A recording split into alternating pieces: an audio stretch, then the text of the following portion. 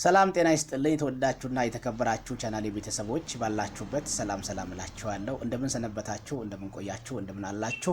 እኔ ወንድማችሁ ጆን ይባላለሁኝ እኔ ለማታውቁት ማለት ነው። እና በዚህ ቻናል ላይ መንፈሳዊ ሐሳቦችን የምንጫወትበት ቻናል ነው። ይሄንን ቻናል ላይክ አድርጋችሁ ጀምሩ፣ ሰብስክራይብ ማድረጉን እንዳትረሱ። ሐሳብ አስተያየት ካላችሁ በኮሜንት ላይ አስቀምጡ። ሐሳቡን ደግሞ ከሰማችሁ በኋላ ለሌሎችም ሼር ማድረጉን እንዳትረሱ።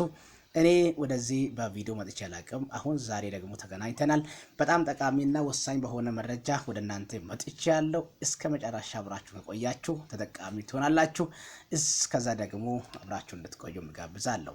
ዛሬ ማነሳው አንድ ሐሳብ አለኝ። እሱ መንፈሳዊ እርጅና ምንድነው? መንፈሳዊ እርጅና ውስጥ ለሚኖሩ ሰዎች መውጫ መንገድ እንዴት ነው? መንፈሳዊ እርጅና ምልክቶች ምንድናቸው? የሚሉ ሐሳቦችን ከናንተ ጋር አወራለሁ። አንደኛ እንድታውቁ የምፈልገው መንፈሳዊ እርጅና ምን እንደሆነ እነግራችኋለሁ። መንፈሳዊ እርጅና ምክንያቶች 9 ምክንያቶችን በደንብ የምንማር ይሆናል ዛሬ። መንፈሳዊ እርጅና ምክንያቶች 6 ናቸው። ከመንፈሳዊ እርጅና ለመውጣት የሚያደርጉ 8 መንገዶችን እነግራችኋለሁ ማለት ነው። እስከ መጨረሻ አብራችሁን ሆኑ፣ አብራችሁን ቆዩ። ስለዚህ ሁሉንም ነገር ለማወቅ እንዲረዳን መንፈሳዊ እርጅና ማለት ምን እንደሆነ ራሱ አስቀድመን ማወቅ ይጠበቅብናል። መንፈሳዊ እርጅና ማለት እንግዲህ አማኝ መንፈሳዊ ሕይወት ውስጥ ያደገ ከመሄድ ይልቅ ወደ ኋላ መመለስና መቀዝቀዝ ይባላል። ልክ እንደ አካላዊ እርጅና መንፈሳዊ እርጅና ቀስ በቀስ የሚከሰት ስለሆነ እነዚህ ምልክቶች አሉ ማለት ነው። መንፈሳዊ እርጅና ምልክቶች የሚባሉ 9 ምልክቶችን እነግራችኋለሁ። አንደኛ ምንድነው ካላችሁ የጸሎት ሕይወት መድከም ይባላል። አው ትክክል ነው። የጸሎት ሕይወት መድከም ስንል ከእግዚአብሔር ጋር ያለን ግንኙነት መድከም፣ የጸሎት ጊዜያችን መቀነስ። ስለዚህ ቀን በቀን ወደ ጸሎት ሕይወታችን እየደከመ ሲሄድ ያ ማለት መንፈሳዊ እርጅና ምልክት ነው ማለት ነው። የመጀመሪያ ነው። ሁለተኛ ምልክት ብለን የምናነሳው እግዚአብሔርን ቃል መጽሐፍ ቅዱስን ማንበብ እየደከመን ከሄደ ያ ማለት የእግዚአብሔርን ቃል ማንበብ ወይም ማጥናትን እየቀነሰን እየሄድን ከሆነ ያ ማለት መንፈሳዊ እርጅና ምልክት ነው ማለት ነው። ስለዚህ ሶስተኛ የሚሆነው የቤተክርስቲያን ተሳትፎ መቀነስ ማለት ነው። የቤተክርስቲያን ተሳትፎ መቀነስ ስንል ቤተክርስቲያን ውስጥ እናንተ ካለን ፌሎሺፕ ሊሆን ይችላል እየቀነስን በሄድንበት ጊዜ ሁሉ ሙሉ በሙሉ እንድናቆም ያደርጋል። ያ ማለት መንፈሳዊ እርጅና ውስጥ እየገባን ነው ማለት ነው። አራተኛ የእምነት መቀዝቀዝ ነው። የእምነት መቀዝቀዝ ነው ስንል ስለዚህ ቀደም ሲል ስለ እምነት አንስተናልና ስለዚህ ይሄ የነበረው እምነት ማጣት ነው። ጥርጣሬ ውስጥ እንገባለን ማለት ነው። ምክንያቱም አሁን በጸሎት ሕይወት እየደከምን ነው፣ ቃል አናነብም፣ እምነታችን እየቀዘቀዘ ነው። ስለዚህ ይሄ ጥርጣሬ ውስጥ እየገባን ስለምንድን ማለት ነው። እና ሌላው ደግሞ የፍቅር መቀዝቀዝ ነው። የፍቅር መቀዝቀዝ ነው ስንል ለእግዚአብሔርና ለሌሎች ሰዎች ያለን ፍቅር ይቀንሳል ማለት ነው። አንዳንድ ጊዜ አይታችሁ እንደሆነ ሆም ብሎ ሰዎች የእግዚአብሔርን ፍቅር ይቀንሳሉ ማለት ነው። እግዚአብሔር ላይ ያላቸው እምነታቸው እየቀነሰ ይላል።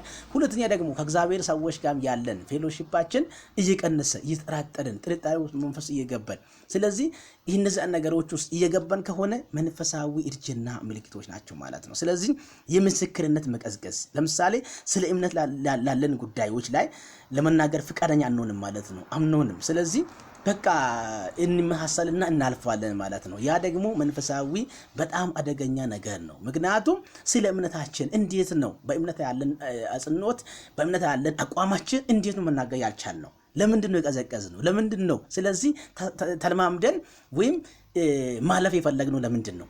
አያችሁ፣ እነዚህ ነገሮች መንፈሳዊ እርጅና ምልክቶች ናቸው ማለት ነው። ስለዚህ ዓለማዊነትን መጨመር ስንል የዓለም ነገሮችን መውደድና ለነዛ ያሉን ጉጉት እየጨመረ ይላል ማለት ነው። ምክንያቱም አሁን ቃል ስንነበብ ይሆናል ወይም ጸሎት ጊዜ ይሆናል ፌሎሺፕ ሊሆን ይችላል። እነዛ ነገሮች ላይ ትኩረት ከማድረጋችን ይልቅ ዓለማዊ ነገር ላይ ለምሳሌ እንደዚህ ሆነ ሲባል አይምሮአችን ለምንድን ነው ወደዛ ያዘነበለው? ለመንፈሳዊ ነገር ለምንድን ነው አይምሮአችንን ወደዚህ ያልመለስ ነው? ያ ማለት መንፈሳዊ አደገኛ እርጅና ምልክቶች ናቸው ማለት ነው። ሌላው የተሳትፎ ማቋረጥ ስሜት ማለት ነው። መንፈሳዊ ድካምና ተሳትፎ ማቋረጥ ወደ መንፈሳዊ ህብረት ውስጥ ከመግባት ወደ መንፈሳዊ ልምምድ ውስጥ ከመግባት ይልቅ እናቋርጥና በሌላ አይምሮ ላይ መሳብ ማለት ነው። እነዚህ አደገኛ መንፈሳዊ እርጅና ምልክቶች ናቸው ማለት ነው። ሌላ ደግሞ ተስፋ መቁረጥ ነው። ተስፋ መቁረጥ መንፈሳዊ ድካም ውስጥና ተስፋ መቁረጥ ማለት ነው። እነዚህ ተስፋ መቁረጥ ያለን ነገሮች ላይ እንደገና እግዚአብሔር ለኛ ያደረጋልን መልካም ነገሮችን ከማትልቅ ተስፋ እንቆርጣለን። በቃ ከዚህ በኋላ እንደዚህ ይሆንን ራሳችንን ለዛ ነገር መጉዳት ማለት ይሄ መንፈሳዊ እርጅና ምልክቶች ናቸው። ይቅርታ ማጣት፣ በልብ ውስጥ ቂም መያዝ፣ መራራነት መያዝ፣ ተንኮለኛ መሆን፣ ሐሜተኛ መሆን፣ ግልከኛ መሆን፣ ቂመኛ መሆን፣ በቀለኛ መሆን፣ እነዚህ ነገሮች መንፈሳዊ እርጅና ምልክቶች ናቸው ማለት ነው። ስለዚህ የመንፈሳዊ እርጅና ምክንያቶችስ አሁን እነዚህ የተማርናቸው ምንድነው? ምልክቶች ናቸው። ምልክትና ምክንያት በጣም ይለያያል። ስለዚህ ምክንያቶቹን ስንመለከት አንደኛ ምክንያቶቹን በመናነሳበት ሰዓት ላይ 6 ምክንያቶቹን ላንሳ ማለት ነው። አንደኛ የኃጢአት ልምምድ ነው። የኃጢአት ልምምድ ስንል ከእግዚአብሔር መለየትና በኃጢአት ውስጥ መኖር። አያችሁ፣ ከዛ ውስጥ ለመውጣት አንፈልግም ወይም አናስብም፣ ተለማምደናል። ያ ማለት ምልክት ነው። አያችሁ፣ ስለዚህ እነዛ ነገሮች እንደዛ ማለት ነው። ስለዚህ የዓለማዊ ተጽዕኖ ማለት ነው። ዓለማዊነት ተጽዕኖ ስንል በዓለም ነገሮች መሳብና የእግዚአብሔር ነገሮች ቸል ማለት በጣም እጅግ አደገኛ ነው። ይሄ ምክንያት ቸል ማለት ነው። ስለዚህ መንፈሳዊ ምግብ እጦት፣ ያ ማለት የመንፈስ ቅዱስ ንባብና የቃልን ጸሎትን ማቆም ማለት ነው። አያችሁ፣ ሰው ልጅ ተራባ የሚባለው ምግብ እንደ ሶርስ ሰው ልጅ በስጋ ባለበት ምግብ ይበላል፣ ማናችንም እንበላ ማለት ነው። መንፈሳዊ ህይወት ደግሞ ምግብ እግዚአብሔር ቃል ነው ማለት ነው። ጸሎት ነው ማለት ነው። ከእግዚአብሔር ጋር መገናኘት ማለት ነው። ስለዚህ ሰው ተራባ የሚባለው በመንፈሳዊ ዓለም ላይ ቃሉን ሳነብ ሲቀድ ነው፣ ሳጠና ሲቀድ ነው፣ ለቃሉ ሳይታዘዝ ሲቀድ ነው። ስለዚህ ምን ሊመገብ ይችላል? መንፈሳዊ ሰው በቃሉ ይመገባል። አያችሁ፣ ሰው እንጀራ በስጋዊ ዓለም ላይ ሌላ የተለያዩ ምግብ ሊሆን ይችላል። መንፈሳዊ ዓለም ላይ ደግሞ ምግብ የሚባለው ወንጌል ነው። ወንጌልን መብላት አልፈለገም፣ ሊያነብ አልፈለገም፣ ሊያጠና አልፈለገም፣ ሊማር አልፈለገም። ስለዚህ እነዚህ ምልክቶች የመንፈሳዊ እርጅና ምልክቶች ናቸው ማለት ነው። ስለዚህ የብቸኝነት ስሜት ይሰማል ማለት ነው። አንድ ሰው ቃሉን ማነብ ከሆነ ከቃሉ ጋር ፌሎሺፕ ማድረግ ከሆነ የሚሰማው ቀጥታ ምንድነው ካላችሁ መንፈሳዊ ብቸኝነት ስሜት ይሰማዋል። ብቸኝነት ስሜት ማለት ደግሞ ስንመለከት ከሌሎች አማኞች ጋር ህብረት አደርግም ብቸኛነት ይመርጣል ማለት ነው። አያችሁ፣ ስለዚህ ወደ ፌሎሺፕ አደርግማ መንፈሳዊ ግሩፕ ላይ መንፈሳዊ ፕሮግራም ላይ መንፈሳዊ ሰዎች ጋር መሆን አይፈልግማ። ስለዚህ ብቸኝነት ስሜት ይሰማዋል ማለት ነው። ይሄ እጅግ አደጋ ነው። መንፈሳዊ ትምህርት ይጣት ማለት ነው። መንፈሳዊ ትምህርት አይቀበልም። ስለ እምነታቸው ትክክለኛ ግንዛቤ አለመኖር ማለት ነው። አለመኖር። ስለዚህ መንፈሳዊ ነገሮች ላይ ስለማተኩር ስለ እምነቱ ያለው መረዳት አያውቅም ማለት ነው። ስለዚህ መንፈሳዊ ትግል ይባላል። ሌላ ደግሞ ከእግዚአብሔር ጋር ያለው ግንኙነት ፈተናዎቹን መግጠምና ተሳትፎ መቁረጥ ማለት ነው። ስለዚህ በእግዚአብሔር ላይ ሆኖ የሚደርሰውን ነገር ሁሉ ሊቋቋም አይችልም። ለምን? በመንፈሳዊ እርጅና ምልክት ውስጥ ስላለ ማለት ነው። ስለዚህ ሌላ እስካሁን ድረስ ካየናቸው ጠቃሚ ነገር ዛሬ ምንድነው ትላለህ ካላችሁ ስለ መንፈሳዊ እርጅና አውቀናል፣ ምልክቶችን አውቀናል፣ ምክንያቶችን አውቀናል። አሁን የሚያስፈልገን ምንድነው ካላችሁ ከመንፈሳዊ እርጅና መውጣት የምንችለው መፈወስ የምንችለው እንዴት ነው የሚሉ ሐሳብ ነው ማነሳው። ስለዚህ ከመንፈሳዊ እርጅና ለመውጣትና ለመፈወስ የሚያስፈልጉ 8 ዋና ጉዳዮች እነግራችኋለሁ። እነዚህ 8 ጉዳዮች እነዚህ ውስጥ ካሉ ሰዎች እንዲወጡ የሚረዳቸው ቁልፍ ሐሳቦች ናቸው ማለት ነው። አንደኛ ንስሐ መግባት ነው። ንስሐ መግባት ነው ስንል ከኃጢአት መመለስና ከእግዚአብሔር ጋር ያለው ግንኙነትን ማደስ ይባላል። አያችሁ፣ ስለዚህ በቀኛ ኃጢአት ሰርቼ ያለው በክፋት ልምምድ ውስጥ አለው ብለን ተዘፍቀን እዛ የምንቀር ሳይሆን ከዚህ ኃጢአት ለመውጣት ንስሐ መግባት አለብን። እንደገና ያለንን ቃል ኪዳን እናድሳለን ማለት ነው። ሁለተኛ የእግዚአብሔር ቃል ማንበብና ማጥናት ነው። አሁንም ማለት ነው ከገበንበት ነገር የምንወጣው ቃሉን ስናነብ ነው፣ ስንጸልይ ነው፣ እንደገና ስንመለስ ነው ማለት ነው። ስለዚህ የእግዚአብሔርን ቃል ማንበብና ማጥናት ነው። ይሄ በመጽሐፍ ቅዱስ ወሳኝ የሆነው ሐሳብ ነው፣ የእግዚአብሔር ቃል ማጥናት ማለት ነው።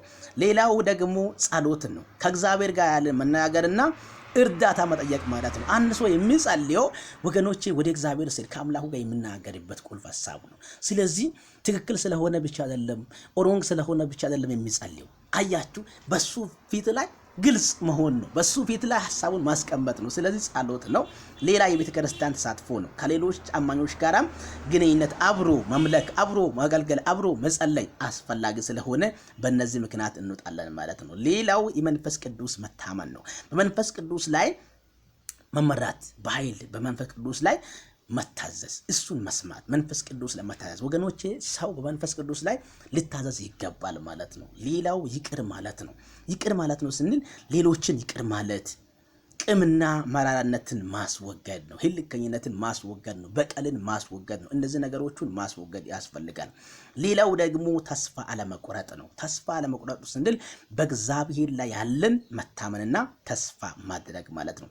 ስለዚህ በአጠቃላይ ግን መንፈሳዊ እርጅና ለመፈወስ የሚያስችለው ሁኔታዎች ምንድነው ካላችሁ ነገርን አጣርቶ እና በጥራት ባለው መልክ መስማትና መማር ያስፈልጋል። ስለዚህ መጽሐፍ ቅዱስ ለነዚህ ጉዳዮች ምን ይላል ካላችሁ በመጽሐፍ ቅዱስ ላይ ስለ መንፈሳዊ እርጅና በተዘዋዋሪ መንገዶች በተለያዩ ቦታዎች ተገልጿል። ስለዚህ ለእምነት መድከም፣ ከእግዚአብሔር ጋር መራቅ እንዲሁም ዓለማዊነትን ማሸነፍ ማስጠንቀቂያ መጽሐፍ ቅዱስ ተሰጥቷል። ለምሳሌ ዕብራውያን መጽሐፍ ላይ በምዕራፍ 3 ቁጥር 12 ላይ የተጠቀሰው ወንድሞቼ ሆይ ምን አለባት ከእናንተ ማንም በክፉ ባለማመን ልብ ሕያው የሆነው አምላክ እንዳይታይ ተጠንቀቁ። ዛሬ ተብሎ የሚጠራ ዘመን ሁሉ ከእናንተ ማንም አትመታለል፣ እልከኛ እንዳይሆን እርስ በርሳችሁ ተማከሩአል። እልከኛ እንዳትሆኑ እርስ በርሳችሁ ተማከሩ የሚሉ ሐሳብ ተጥቷል።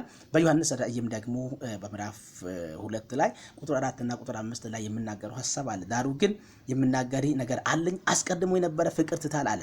ይሄ ለኤፌሶን ቤተክርስቲያን የተሰጠው ሐሳብ እንደርስበታል። አስቀድሞ ያደረገው ስራ አድርግ አለ፣ አለበለዚያስ ይመጣብሃለሁ፣ ንስሐ ካልገባኝ መቅረዝህ በሰፈሪ ይወስዳለሁ። አያችሁ፣ ይሄ ላይ ኤፌሶን ቤተክርስቲያን የተጻፈው ሐሳብ ነው። የመጀመሪያ ፍቅር እንግዲህ ትታል እያለ ነው። ስለዚህ በመጀመሪያ ፍቅር ላይ እንመለስ ወገኖቼ። ቅድም ያልኳችሁ እርጅና ውስጥ የገበሰው የመጀመሪያ የነበረው ነገር ረስቷል። እንኳን ከሱ አይደለም ከእግዚአብሔር ጋር ያለው ግንኙነቱን አቋርጧል እያልን ነበረ። ቅድም ስናወራ ነበር።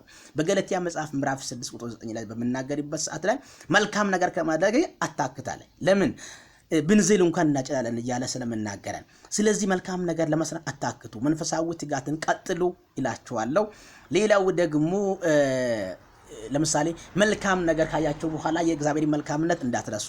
በሁለተኛ ጢሞቴዎስ ላይ ምዕራፍ 4 ቁጥር 10 ላይ የምናገረው ሐሳብ አንድ ዴማስ የተባለ ሰው እንደነበር ታውቃላችሁ። ዴማስ ደግሞ ዓለምን ወዶ ቲቶ ተሰሎንቄ ሄዷልና ብሎ ሐዋርያ ጳውሎስ በመናገርበት ሰዓት ላይ ትሰማላችሁ። ምክንያቱም ይሄ እምነቱን ወይም የያዘውን ነገር ትቶ እንዴት አደረገው? ይሄ ምን መሰላችሁ? ስለዚህ ያላችሁትን ነገር መርሳት ነው። ስለዚህ መንፈሳዊ ህይወታችን ንቁ እንዲሆን ከእግዚአብሔር ጋር ያለን ህይወታችን ንቁ እንዲሆን ከእግዚአብሔር ያለን ግንኙነታችን እየጠበቅን ዓለማዊነትን ትተን ወደ መንፈሳዊ ህይወት መምጣት ያስፈልገናል ማለት ነው። ስለዚህ እነዚህ ነገሮች በጣም ወሳኝ ነገር ስለሆነ ነው ያነሰነው። ስለዚህ ሌላ ጊዜ በተለያዩ ርዕሶች እንገናኛለን። ቻናሌን ሰብስክራይብ አድርጋችሁ እንደገና ለሌሎችም ሼር ማድረጋችሁን እንዳትረሱ። ሐሳብና አስተያየት ካላችሁ በኮሜንት ላይ አስቀምጡ። ስለነበረ ጊዜ አመሰግናለሁ። ባላችሁበት ሰናይ ጊዜ ተመኘሁላችሁ። ጤና ይስጥልኝ።